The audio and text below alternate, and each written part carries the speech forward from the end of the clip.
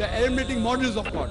You learn Sanskrit, go back to your scripture, go back to your Vedas and realize that God is one. Division in Islam is prohibited. We understand the concept of God in Hinduism. Quran is the most positive book. Every day, more than 3,000 fetuses are being aborted in India after they identified that they're females. According to the statistics of 1996, US Department of Justice, 2,713 women are being raped every day. Every 32 seconds, one woman is being raped. I've been raped in US until the time I'm here. Islam has the solutions to the problems of the West.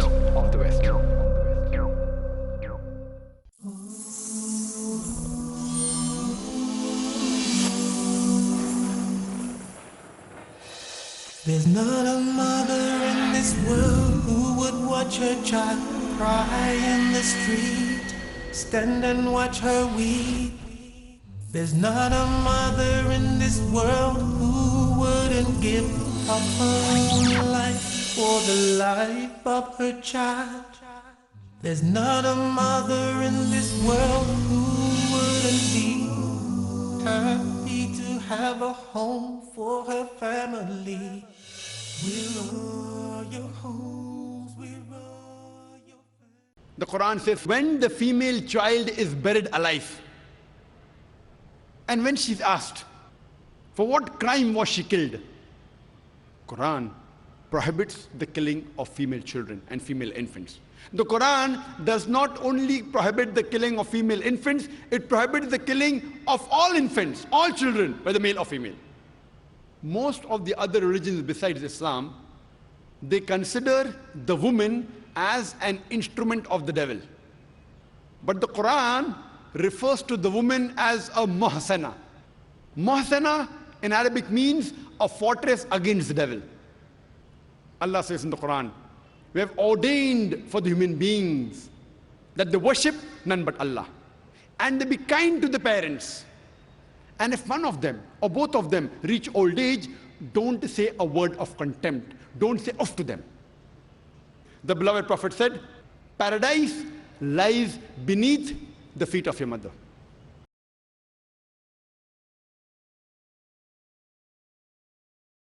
Jazakallah khair, Dr. Zakir, for your eloquent presentation. We all just heard Dr. Zakir Naik present a cross-spectrum of proper spiritual, economic, social, educational, legal and political rights given to women in Islam based on the Quran and Sahih Hadith. Now we have, inshallah, the more interesting open question and answer session. This is your session, your right, be you a man or a woman. This is your right to question and challenge Dr. Zakir Naik on his matter spoken or on the topic of the day, women's rights in Islam, protected or subjugated. Do feel free to ask without any reservations. I, Dr. Muhammad Naik, for this session, I'm your coordinator, and I guarantee you your right to ask. But of course, as per the rules set, for better management and use of the time available with us. I want you all to remember these brief 3 or 4 points before you put forward your question. Your question should be on the topic only. It should be brief and to the point only. Only one question at a time may be put forward to the speaker. For your second question, you have to go at the back of the queue again and await your turn. 3 mics have been provided in this vast ground.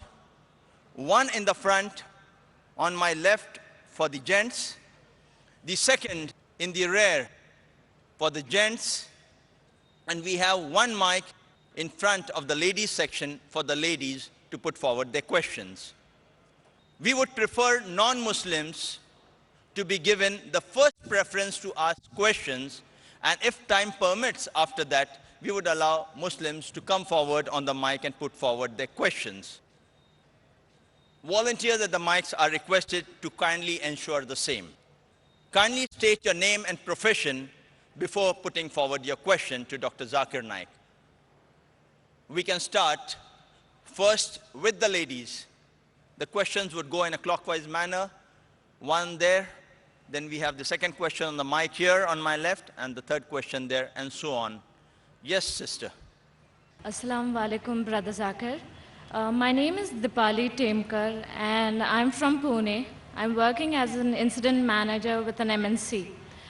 I would like to accept Islam, and I would want you to help me to recite the kalma. MashaAllah, the sister Dipali, she's from Pune, working in MNC, and she wants to accept Islam.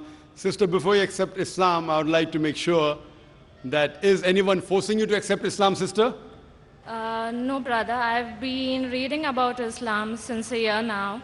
So I thought this is the best opportunity for me. MashaAllah. Is anyone forcing you? No. Is there any economic pressure?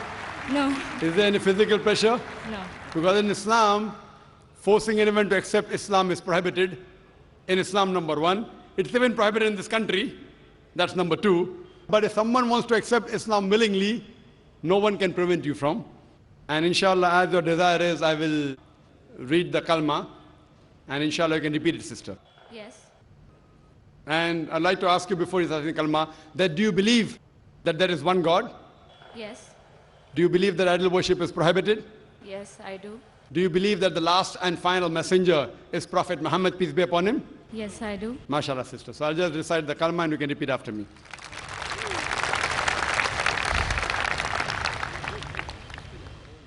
Ashhadu Ashhadu Allah Allah ilaha ilaha illallah illallah wa ashhadu wa ashhadu anna anna Muhammadan Muhammadan abduhu abduhu wa rasuluhu. wa rasuluhu. I bear witness I bear witness that that there is no God there is no God but Allah, but Allah, and I bear witness and I bear witness that that Prophet Muhammad Prophet Muhammad is is the servant the servant and the messenger and the messenger of Allah. of Allah. MashaAllah, sister, you're a Muslim.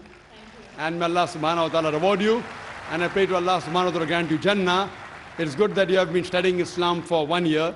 And it is good you read the Quran and the Hadith. Otherwise, if you had seen the media, maybe you have never accepted Islam. So I pray to Allah subhanahu wa ta'ala that may He accept your effort and inshallah grant you Jannah. Thank you, Thank sister. you. Thank you. Yes, brother. Hare Krishna. My name is Ravikant Pandey. I am 23 years old. I have completed my graduation from Kolkata University. I belong to Sanatana Dharma. So I have no qualification to speak in the front of you, but I am trying to speak with you. I have one question in my mind. And even I can speak wrong because I don't know English very much well. So please forgive me. My question in Sanatana Dharma is also written that women should be protected in a child time by his parents and a young time by his husband, and after the mother, his elder son will protect two women. In Sanatana Dharma says there is no love in this world, lust is there in this world. So love and lust is two different things. And it cannot be go in a same one platform. So our real duty is to engage the service of the Lord.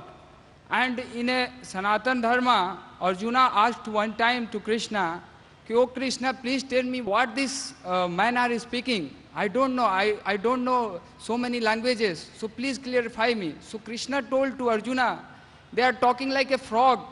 Even a snake come and they eat. Just like I come by death and I eat." So in this world there is no love. We are trying to satisfy it. This is a simply attachment, we can say. In Sanatana Dharma says that woman attached with a man and man attached with a woman. So this Sanatana Dharma, because in Bhagavad Gita 5,200 years ago came, and 2,800 years ago in the Bible came, and 1,400 years ago your Quran came. So Sanatana Dharma is coming by so many millions of years. So I am not justifying. Our life is meant for simply engage the service of. What's your question, brother? I've read the Sanatana Dharma. I'll give my comments on Sanatana Dharma to you. I want to ask you, what is the question? Do you want to say that Sanatana Dharma, Hinduism also protects the woman? No, I am asking, so our life, our duty is to satisfy the woman or satisfy the Lord or engage the service of the Lord. The brother asked the question, is our duty to satisfy the woman or to satisfy Lord? Yeah. The brother asked the question that what is our duty, to satisfy the woman, there is love, there is lust, or to satisfy Almighty God? Before I come to your Sanatana Dharma, I will tell what Islam says. As Allah says in the Quran, I said in my talk, in Surah Rum, chapter number 30, verse number 21, that Allah subhanahu wa ta'ala has created for you mates from amongst yourself, so that you may dwell in tranquility, and He has put love and mercy between your hearts. That means Allah has created for you, of your nature, mates, your wives, your spouses, so that you may dwell in them in tranquility. You get tranquility, you get calmness.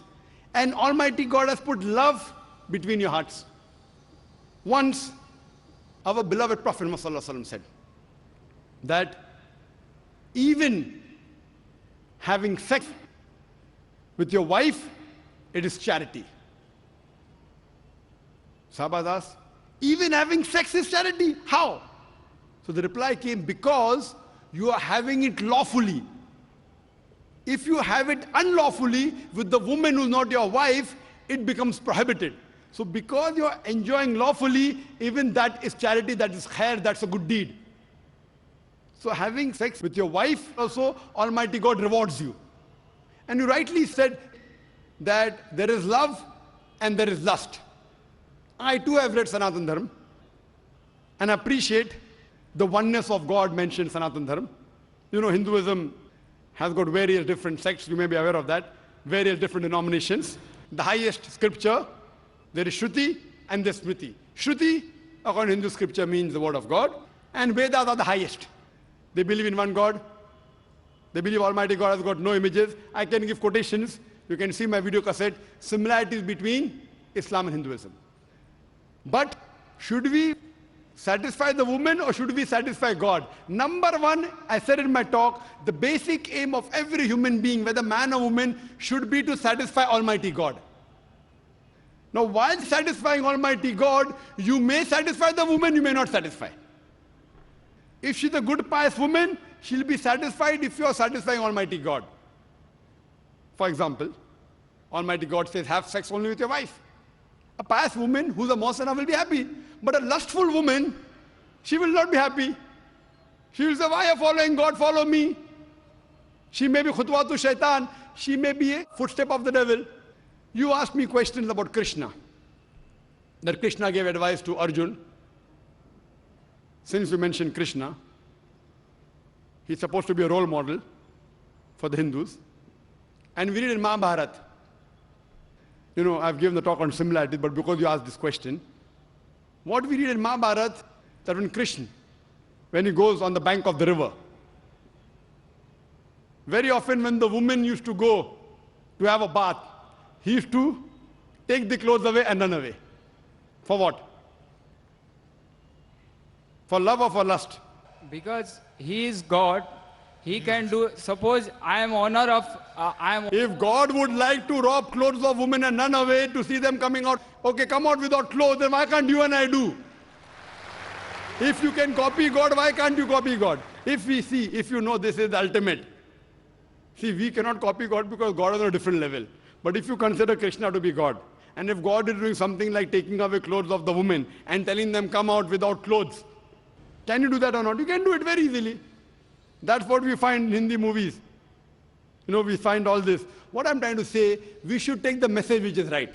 I've read the Sanatana Dharma. There are many things which are good. Hundreds of good things, thousands of good things. But what is not good, you have to leave it aside.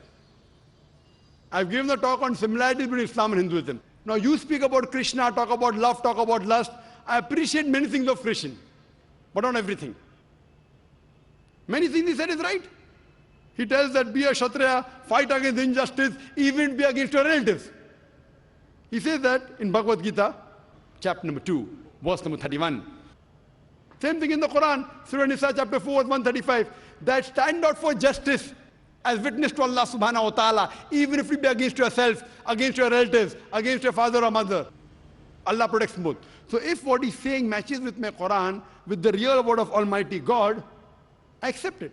But everything I don't accept it to be the word of God. That's the reason what I do. This is the Furqan. Furqan is the criteria to judge right from wrong. And if you read this, this is the last and final revelation of Almighty God which was revealed to humanity. If you read this, I challenge you to take out a single mistake in this. The other books that we have, the other religious scriptures, because of passage of time, they have been changed. Interpolation, concoction. Who says that? Not I. The scholars of Christianity, they say that the Bible has not been maintained in the true form.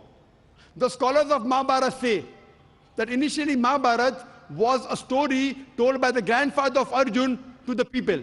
Later on, the 8,000 shlokas became 24,000 shlokas. Now we have more than 100,000 shlokas. Interpolation, addition. So what has been added? I cannot accept that God Almighty, leave aside God, even the prophet of God can do such things. So what I say, this may be an interpolation. I respect the messengers of God.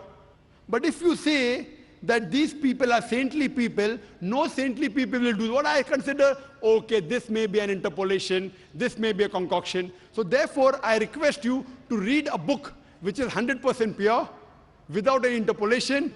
Allah has promised in the Quran, in Surah Hijr, chapter number 15, verse number 9, that we have revealed the Quran and we shall guard from corruption. Almighty God has taken him upon himself that he will prevent any corruption in it. From this, if you read, you get the pure rights that the woman can have in this world. Hope that answers the question, brother. Who wouldn't give up her own life for the life of her child? May we have the next question from the gent side in the rear? This is Shekhar here. I'm so grateful to the IRF that we get this opportunity to ask you some questions. And for the first time, I've seen you, and I'm glad that I can ask you a simple question. I am a businessman, and one of my, or rather my only hobby is studying religions.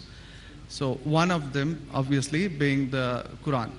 So my question is fairly simple. Like, I really liked what you spoke about Aisha. That was a very wonderful thing that you said. So my question is fairly simple. I'll make it very small. But I really hope that I have the opportunity to cross-question you after you answer me on your answer. Thank you. So we see in Muslim book number 4, number 2127, wherein it says, a part of it that is, he stuck me, Aisha, on the chest, which caused me pain. Further down, if you look at Mishkat al-Masabi, volume 2, page number 690, repeated again in Muslim book number 9, number 3506, a part of it, I'll just get to the point, wherein Umar is trying to say to the Prophet, or rather trying to make him laugh. He says, Messenger of God, I wish you had seen the daughter of Kharija, where she asked me for extra money, and I got up and slapped her on the neck. God's messenger laughed and said, they are around me, as you see, asking for extra money. Abu Bakr then got up, went to Aisha and slapped her on the neck, and Umar did the same to Hafsa. Now we see something of a pattern coming in. Then if we just jump to Quran chapter 4, verse 34, and those wives you fear may be rebellious, admonish, banish them to their couches and beat them. Now, as I understand from your talk, that there is equal punishment for both man and woman. I'm not contending whether they should be beaten or not. My point is, what is the right of the woman if the man is wrong? Because he gets to beat her up. Brother asked a very good question, and I give you the right to cross-question me after the answer. It is granted. The brother quoted hadith of Sahih Muslim and Mishkat al-Masabi. Do you know the relationship between Hafsa and Hazrat Umar?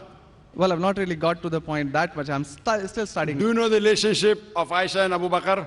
May Allah be pleased with them both. Her father, if I'm not mistaken. That's right. I'm asking you a question. Are you married? Yes. Yes. Do you have a daughter? 2 of them. 2 of them, fine. I get to go to heaven. Sorry? I get to go to heaven. No. If you bring them up correctly, I remember with that. I love and remember compassion, then you'll go to heaven, that. otherwise I not. remember that. But, Just kidding, just but that is only righteous deed. Without Iman, you can't enter Jannah. So for you to go to heaven, besides upbringing your two daughters correctly, you have to follow the laws of the Quran and the Sahih Hadith and be a believer. I understand. That we'll discuss after answer to you. I understand. After answer, inshallah. I'm asking a simple question. Suppose your daughter, if she wants to jump from a 10-story building, what will you do? I'll stop her. If she's adamant, what will you do?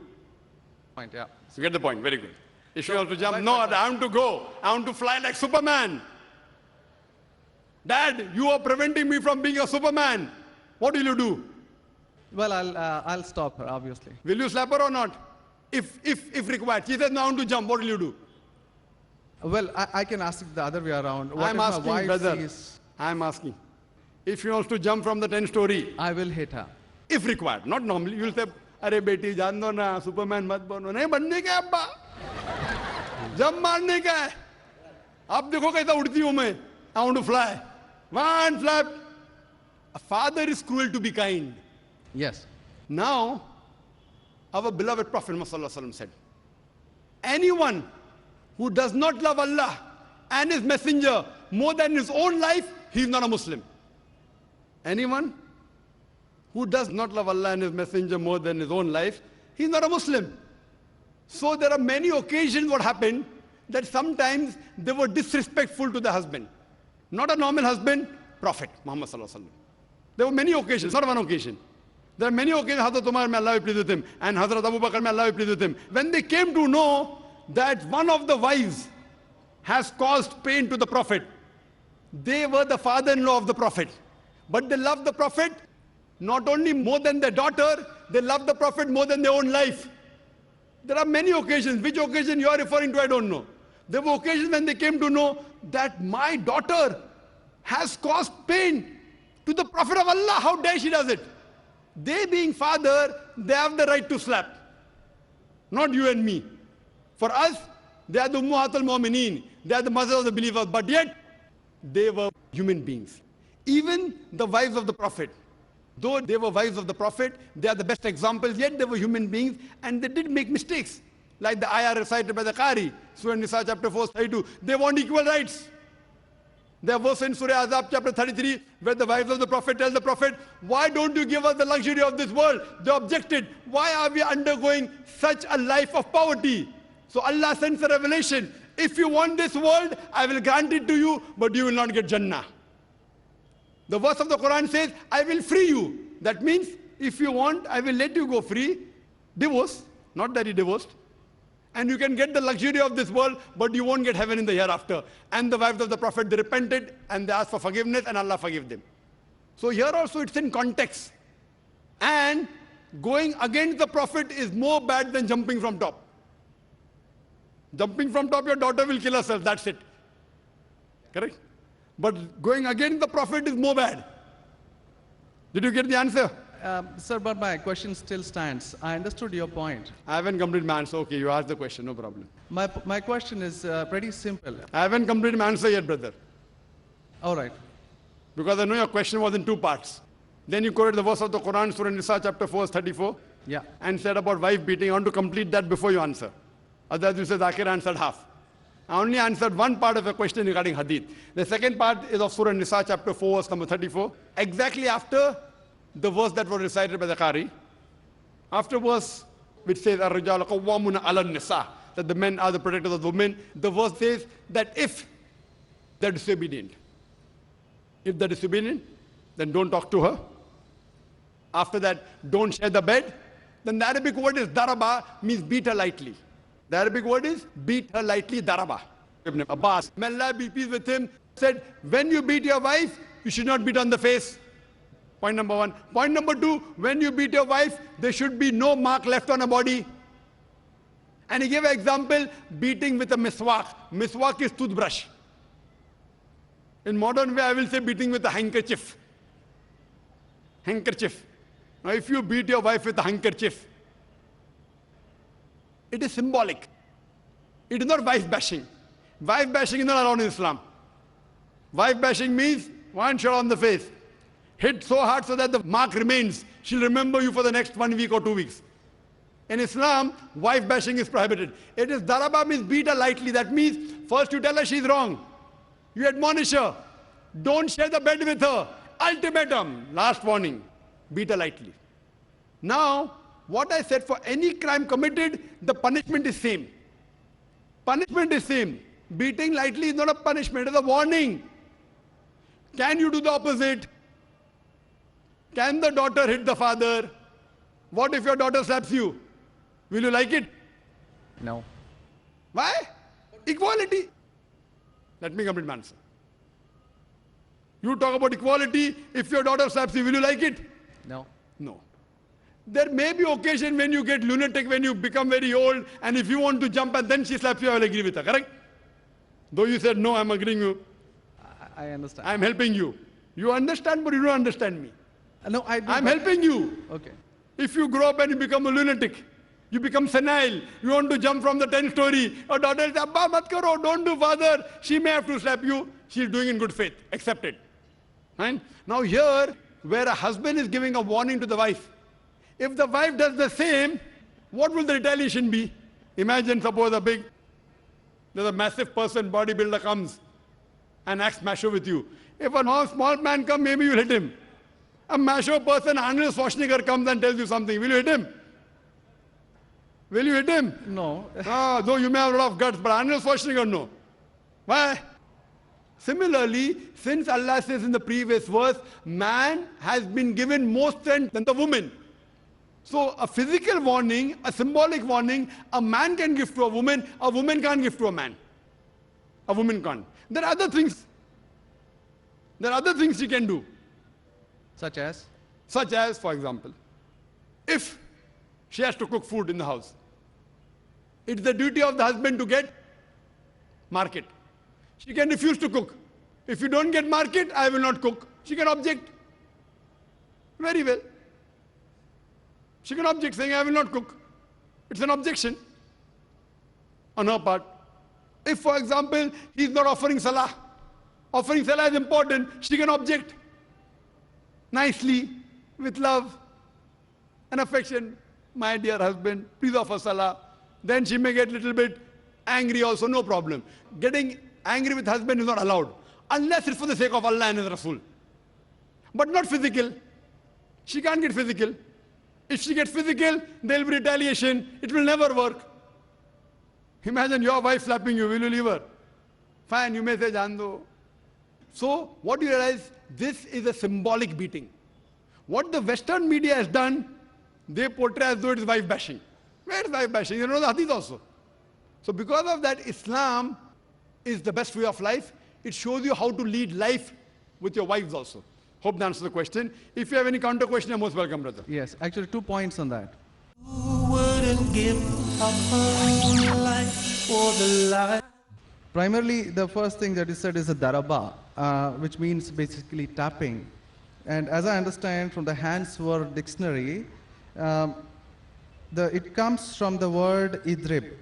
And now, if you look at it, the Arabic word is used in 2 ways. One, to strike up a poem, the word idrib, from which the word darwa is taken out. The first is to strike up a poem, and the second, which is used 12 times in the Quran, is a physical action of striking. Strike off? Strike up a poem, or Strike up a poem. Strike up a poem, metaphorically. Second part is the physical action of striking. It's used again in Surah 8:12, wherein it about an angel strike off their heads, strike off the very tips of their fingers. The same word is used. So how can the same word be interpreted there as lightly, but here as Very good question. The second part. Very good question. Very good question. The second part is that if we come back to Sahih Bukhari, volume 7, number 715, again, the respectable, I truly mean that, respectable woman Aisha, a great scholar, I read about her, narrated, Aisha said that a lady came wearing a green veil and complained to her, that is Aisha, and showed her a green spot on her skin caused by beating. It was the habit at that time for women to support each other, means when they get beaten up, so you support each other. So when Allah's messenger came, Aisha said, I have not seen any woman suffering as much as a believing woman.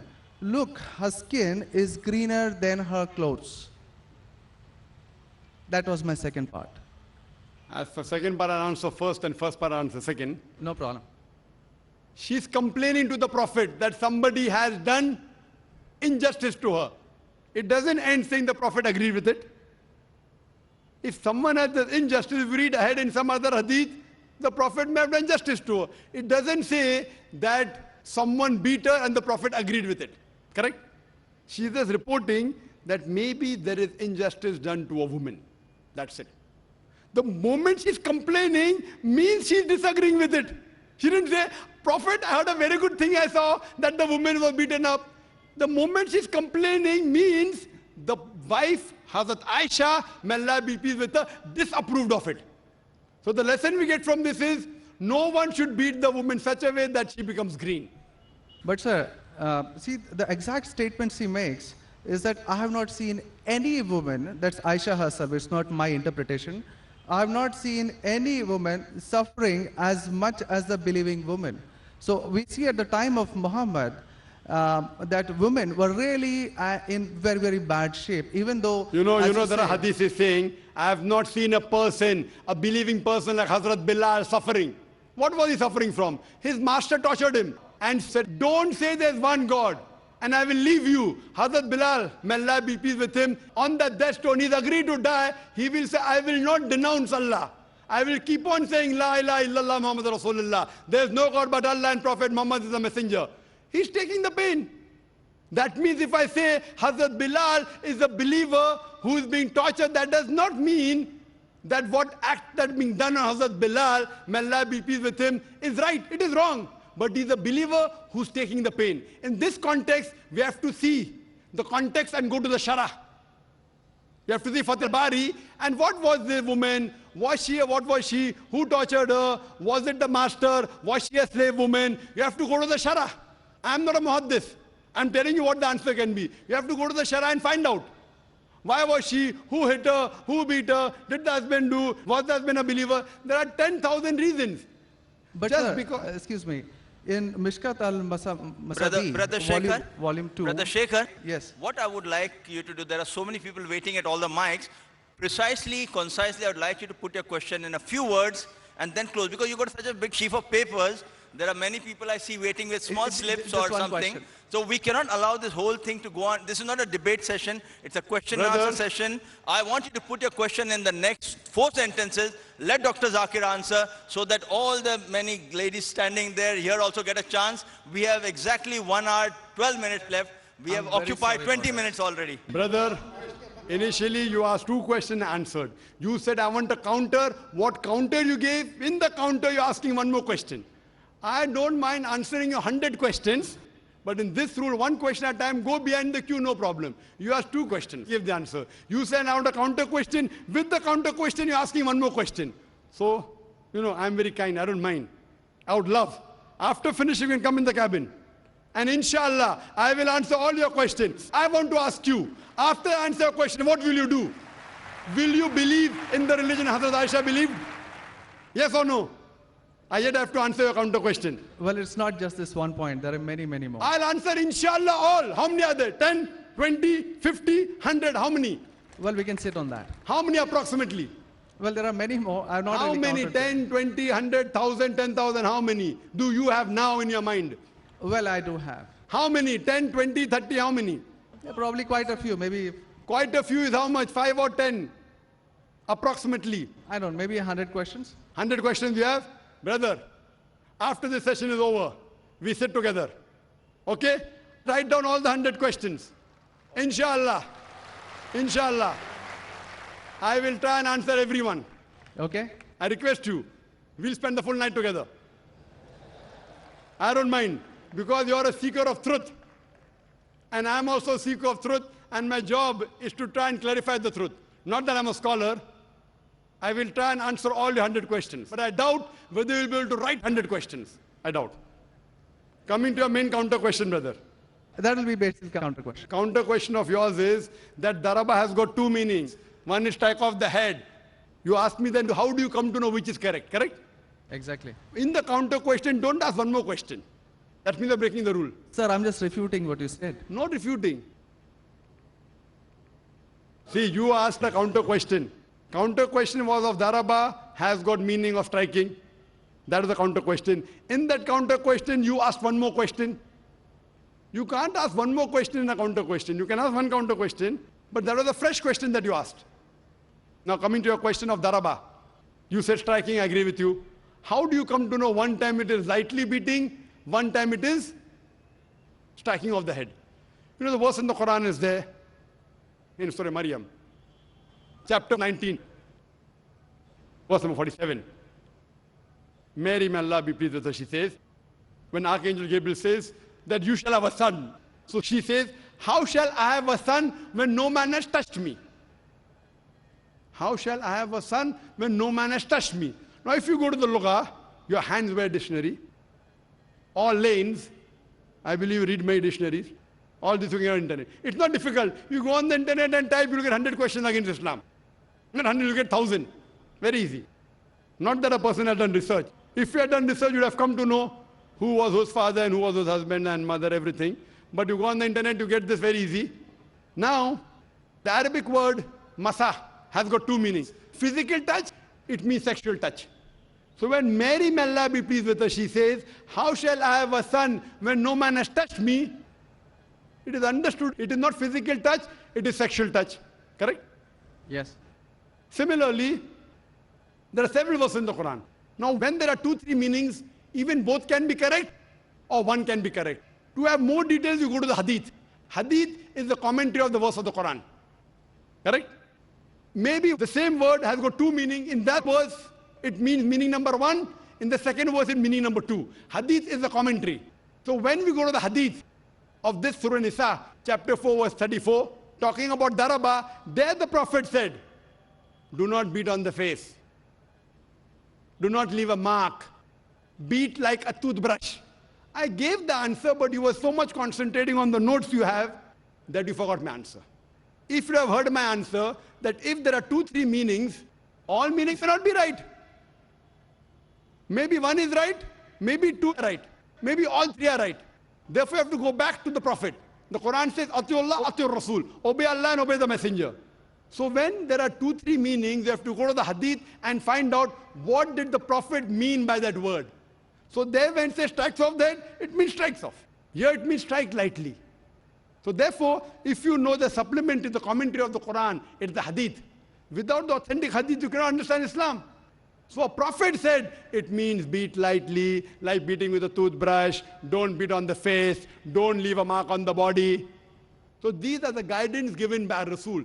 Therefore, it is obligatory that besides the Quran, you have to follow the authentic hadith. Hope that answers the question, and inshallah, I'll wait for you after 10 o'clock in the speaker's lounge, inshallah.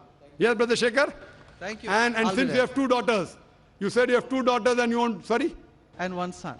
The son, there's no hadith saying the son will take you to Jannah here. Yeah. If he becomes the pious son, and if he prays for you, inshallah, even he will be a pathway to Jannah. What I want to see to it that besides good deeds, you even have faith. Faith is one of the important criteria to go to Jannah. And since you have an urge to go to Jannah, to paradise, inshallah, I pray to Allah subhanahu wa ta'ala, may He make me the zarya, the pathway to take you to Jannah, inshallah. Who wouldn't give up her own life for the life of her child? Yes, sister. Hi, my name is Chloe. I'm from Canada. I'm a student here in Mumbai. And my question is why women are not accepted into mosque in India? Sisters asked a very good question, that why are women not accepted in the mosque in India? So India has to blame, not the Quran and Hadith. I told in my lecture, do not judge Islam by looking at what the Muslims do or what the Muslim society does. Judge Islam according to the Quran and the Sahih Hadith. Our beloved Prophet Muhammad said, there's a hadith in Sahih Bukhari, the Prophet said, do not prevent the female servants of Allah from going to the mosque. Another hadith in Sahih Bukhari, volume number 1, in the book of Salah, just a few hadith before that. He said that if the female servants, that means the Muslim women, servants of Allah, if they want to go to the mosque at night, do not prevent them. Now, it is the Indian culture. Now, when we allow a woman to go in the mosque, we see to it that she gets equal but separate facilities, separate entrance, separate place of ablution, wudu, separate place of prayer. We don't believe in intermingling, like when you go to the church or when you go to the temple. Why? Because in our Salah, sister, when we pray, we believe in equality of human beings. We stand shoulder to shoulder. Irrespective whether the man next to me is black or white, yellow or brown, king or pauper, I stand close to him, shoulder to shoulder. Now, if a lady is there, close to me, shoulder to shoulder, the medical doctors tell me the temperature of the lady is 1 degree higher. If I pray standing with her shoulder to shoulder, I will concentrate more on her than Allah subhanahu wa ta'ala. Therefore, separate but equal facility. Separate entrance, separate place of wudu. You have to wash yourself, wash your legs. You can't do in front of the non-mahram. So in India, most of the mosques don't have. But alhamdulillah, it has started. I know of several mosques in Bombay where they have facilities for ladies. We have several mosques in South India where I've been to there. But I do agree with you, it is very less in percentage. If you go to Saudi Arabia, almost all the mosques, more than 95% of the mosques, they have facility for women, more than 95. Whether it's 99, 99.9, I don't know. More than 95% of the mosques have separate facility for ladies. You go to London, you go to USA, most of the foreign, it is India. So the problem is with the Indian Muslims. Therefore, in my talk, I say that see to it, there should be a separate facility for the women. Separate, but equal facility so that they too can pray to Almighty God in the mosque. Hope that answers the question, sister. Thank you. You're most welcome. Yes, brother. Good evening, sir. My name is Ashish, and my question is, there is concept in Islam by paying money to the victim's family. By paying money to victim's family, from accused family, and getting released from the crime. What is the concept behind that, and is it not injustice with the victim's family? The brother asked the question that what is the concept of diya money, means paying blood money in Islam, that if someone has murdered someone or killed someone, whatever reason, the family members of the person who's murdered can excuse by taking diya money. This concept is that if someone is driving a car or maybe by mistake while walking something happens or by accident someone dies. Here, if it is out of negligence, yet, for example, doctor is doing surgery and it is proven out of negligence, the patient has died. Islamic law, death penalty. But there, the relatives of the person who has died, fine, we agree the niyyah was good. He didn't actually kill my son. I forgive him. But negligence, if it is done while trying to save a life, he goes scot-free. But if negligence, he does something and the person dies, then death penalty because of his fault. In this case, if it's proven it is 100% negligence, then the family members may say, even if it's negligence, I forgive him. Okay. I forgive him like free. I forgive him by taking 1 rupee or by the 1 million rupees. Maybe that 1 million rupee may be a penalty. Okay, don't do it again. Now you have done it. I don't want to take your life. I forgive you. 1 million rupees is a penalty. So this concept in Islam that the person who has died, his family members can forgive by asking a penalty. If it is a conspiracy and a murder, 100% proven, then it is death penalty. These cases are mainly when we know that the person has a chance to be forgiven. If someone goes and does a bomb blast on the street and kills 100 people, innocent people, no forgiving, death penalty direct. You understand? Now, for example, while if you're doing something, maybe a building is being constructed, fine, and there was negligence, the worker gets electrocuted. It's the fault of the builder. Now the family members say, okay, I don't mind forgiving. You know, my husband used to give me every day 2,000 rupees. Now, if I demand 500,000 rupees, Even in his full life, how much could he give me? 25,000 a year? 5 lakh would take how many years? How many? 20 years. So now if I take that 5 lakh rupees, I can invest it somewhere and get 4,000 rupees, 5,000 rupees a month. Correct? So fine, I forgive him, and with this money at least I can survive. The various aspects and angles. This is not the only aspect. I'm giving you examples. So in this way what happens, at least in Indian law, finish, death penalty. But वो बेचारे का breadwinner तो मर गया ना, उसको फायदा क्या हुआ? Does the government take care of him? The earning member has died. The wife and children are on the street. Does the government help? No. So here at least as a compensation, now they invest the money, every month they get 5,000 rupees. So at least some part of their life is taken care of. It may not compensate completely, and sometimes the person may just forgive without taking money also. So therefore the various situations Islam has permitted so that it's beneficial for both. Hope that answers the question. Anyone on the sister's mic? Yes, brother. Hello, good evening, sir. I'm Sadia Akram. I'm a first year student of Business Management Studies.